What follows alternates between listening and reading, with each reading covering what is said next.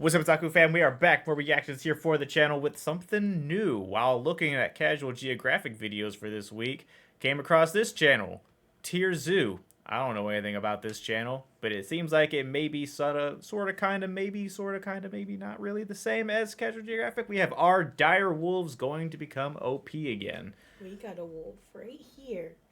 Come here. Is that what we're calling her? Yeah, she's a little wolfie.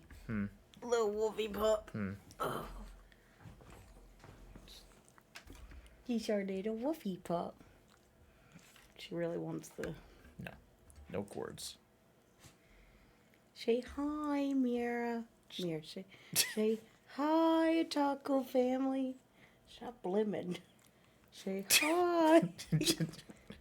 Anyways, I don't know anything about this channel. I don't know anything about the content. It just, based off the title, the thumbnail, seems like it's similar to Casual Geographic. We've been really loving his videos, so why not try something new for you guys?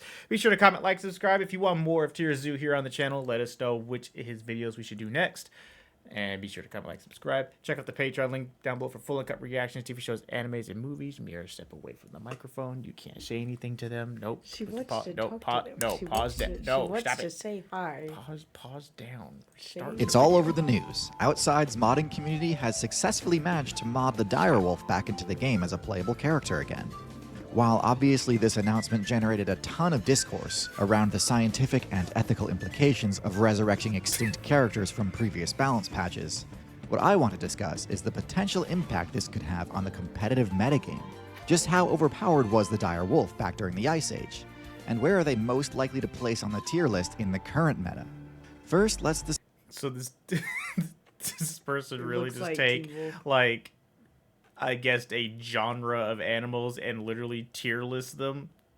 All right, I like it. I love this already. Let's go. Discuss the direwolf's base stats. And we got The easiest way to stats. do Let's this is to go. compare them to the gray wolf. So the most obvious difference is their size, as they were on average a solid 40% larger than the gray wolf, which gave them a much higher HP stat. Mira, you Okay, wouldn't This okay. allowed them make to it. tank hits that would I'm hearing potentially you. one-shot Mary, a you wouldn't modern make wolf, it. a necessity given how powerful their hunting targets were. You wouldn't Their make power it. stat was also significantly higher, even greater than you'd expect based on their increased size alone. Their broader, heavier skulls granted them a dramatically stronger bite force, enough to easily crack a bone. This is where the direwolf's stat superiority ends, though. Oh. The direwolf had a lower intelligence stat than modern wolves, on account of their slightly lower brain-to-body mass ratio. Not so low as to preclude them from Sorry using if you pack guys are hunting hearing tactics, her but definitely low enough that their ability to sense danger and avoid obvious traps apparently wasn't as You're so sharp. Their legs blimmy. were thicker and comparatively shorter, making them a bit less nimble and far less capable of distance running than the modern gray wolf. For stealth, the direwolf's bright white coat gave it a massive stealth bonus on snowy terrain, Ooh, not the but was stealth otherwise bonus. a bit worse than the versatile camouflage of the grays and browns of the modern wolf. Their perception abilities were more or less comparable, and the same goes for the defense stat, as both relied on their thick fur as a form of light armor. Gotcha. As alluded to before, I'm for following, I'm direwolves, the following. metagame during the Ice Age was basically constant boss rush mode. Each hunt would center around trying to bring down one of the Ice Age's many behemoths, something like a bison or a giant ground sloth. Their stat spread was excellent for this type of game plan. Their high damage, blood loss inflicting bites, and pack hunting tactics were a devastating counter to the high HP herbivores of the time. Their lower mobility was less of an issue than you might expect, since most of their hunting targets weren't going to run away anyway. That said, even with their boosted HP compared to gray wolves, engaging Pleistocene megafauna head-on was extremely risky, and could very easily have resulted in getting sent back to your respawn point if you got careless. Back to But the larger respawn issue point. was the direwolf's matchups versus the other apex predators of the Ice Age. After securing a kill, characters like the short-faced bear and Smilodon would often bully them away from the meat, and could easily delete their entire HP bar if they tried to fight back.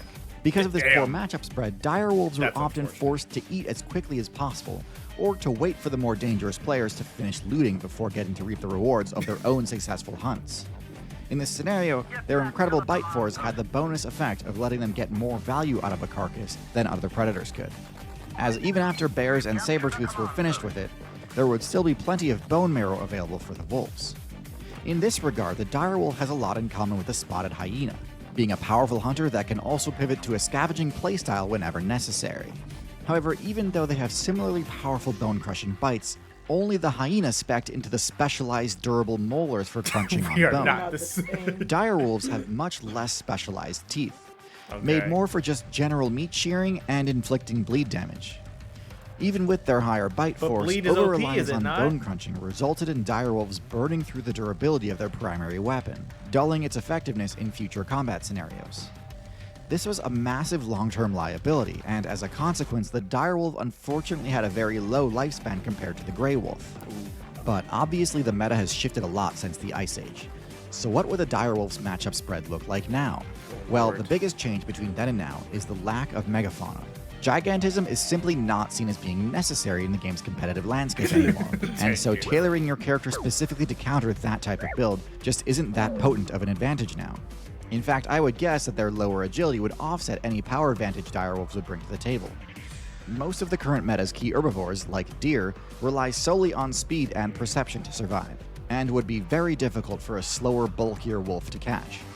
But with that Makes said, sense. direwolves would have a much easier time protecting any quarry they did manage to bring down. While grizzly bears would of course remain a threat, the matchup is nowhere near as much of a blowout as the short-faced bear was versus direwolves. In fact, even a pack of gray wolves can sometimes hold their own versus brown bears.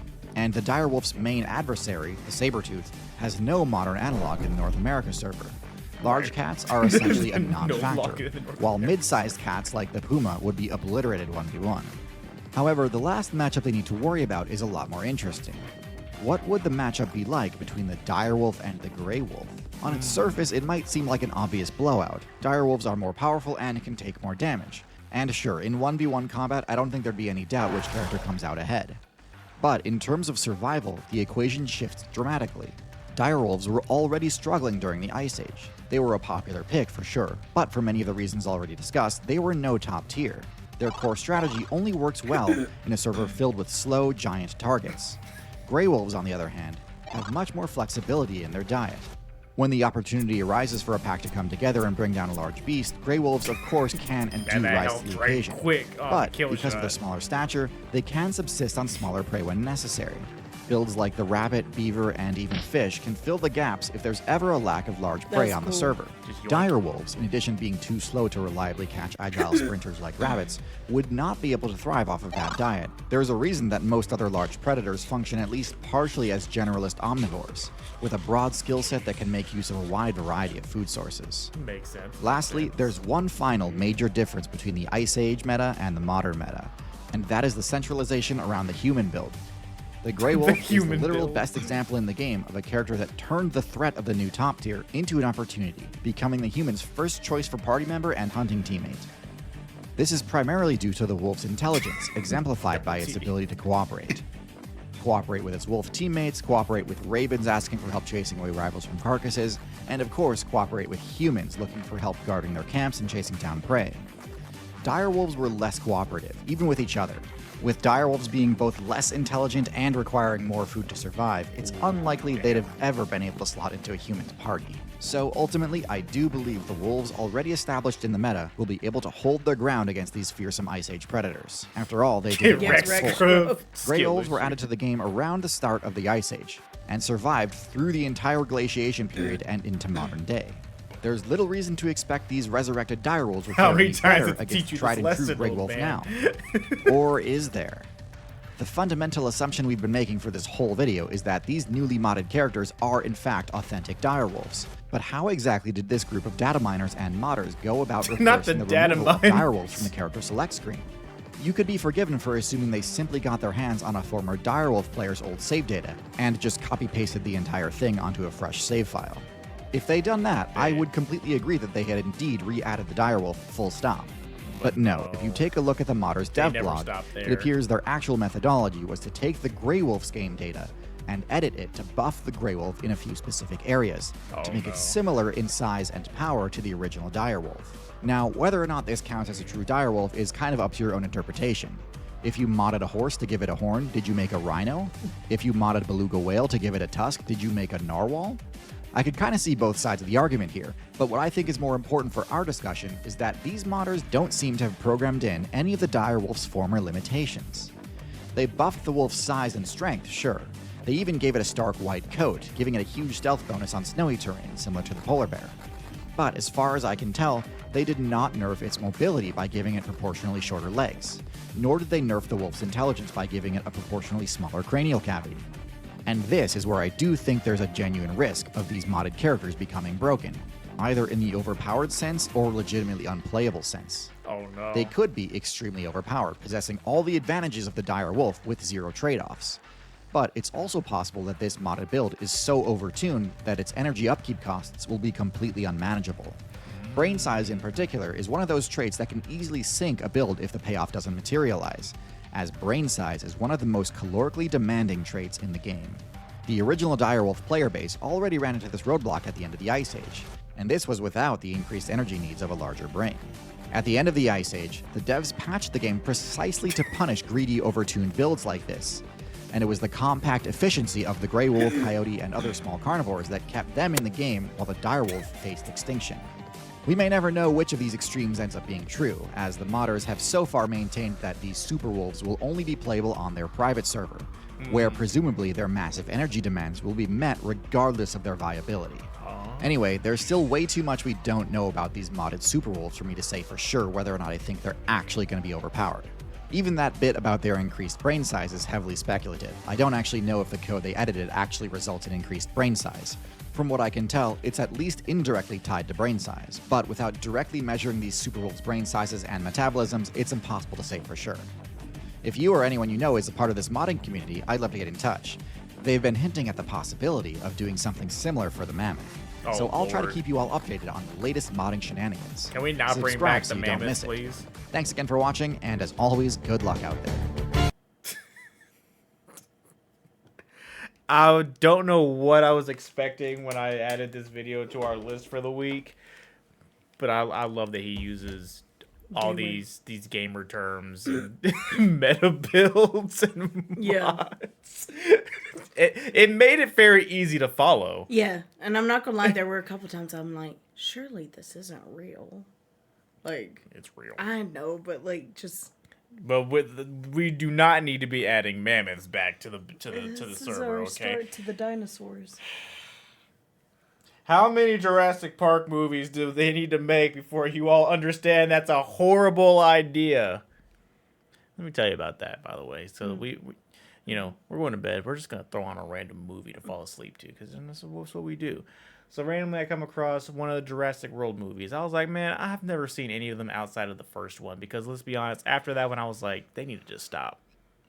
Anything after this is overkill. Like, just stop.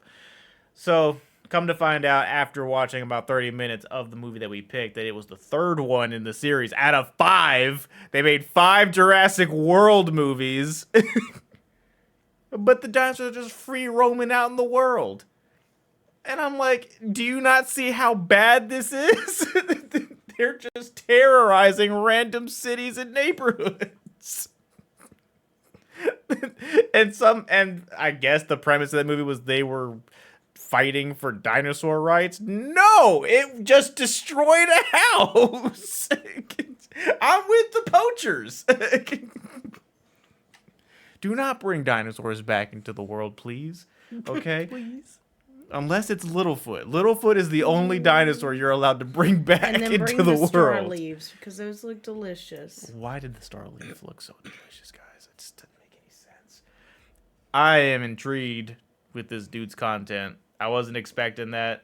Really don't know what I was expecting. Researching some dire wolves as soon as we get And mammoths. If there's a specific video you guys want us to react to from him, let us know down below in the comments. We will see you guys for the next video. Bye.